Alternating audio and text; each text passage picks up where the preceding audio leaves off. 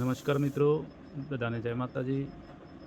હવે આપણે માહિતી આપશું મહિન્દ્રા 475 હાઇડ્રોલિક પંપ જેવી રીતે રિપેરિંગ કરવું અને જેવી રીતે ખોલવો તેને. તો જણાવીશ મિત્રો કે પહેલો સ્ટેપ આ ઢોકણું ખોલી નાખવાનું. સામેનો બુજ પહેલી ચાવી નીકાળી દેવાની.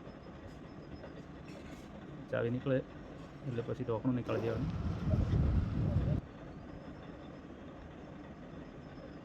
અને એમાં ચાવી નીકળશે. સાવચેતીથી કાઢવાનું, કારણ કે એમાં સીલ આવે છે, ઓરિંગ, બે સાઈડ ઓરિંગ આવે છે. હવે અંદર રોટર્સ કાઢવામાં આવશે. પહેલું ચક્કર છે એટલે પોરીને કાઢો એટલે આખું નીકળી જાય. આ ઉપર બે સાઈડના બે પડખા આવે. મેઇન ચક્કર રહ્યું એની બાજુમાં જે નેનું ચક્કર રહ્યું એમાં ગાળો પડી જાય, એ મેઇન ચક્કર છે. અહીં નાનું ચક્કર છે, નાના ચક્કરને રોટર કહેવામાં આવે છે, પ્રેશર રોટર. આવી રીતે સરખાડીને જોઈ લેવાનું. જેમાં ગાળો હોય તો નાનું ચક્કર નવું નાખવાનું થાય છે.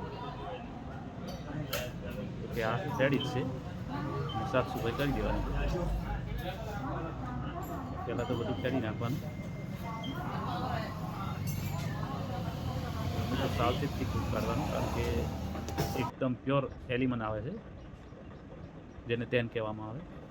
ટચિંગ વધારે ના થાય એ રીતે હાથ વડે કે બજાર વડે જાવળીને કાઢવાનું.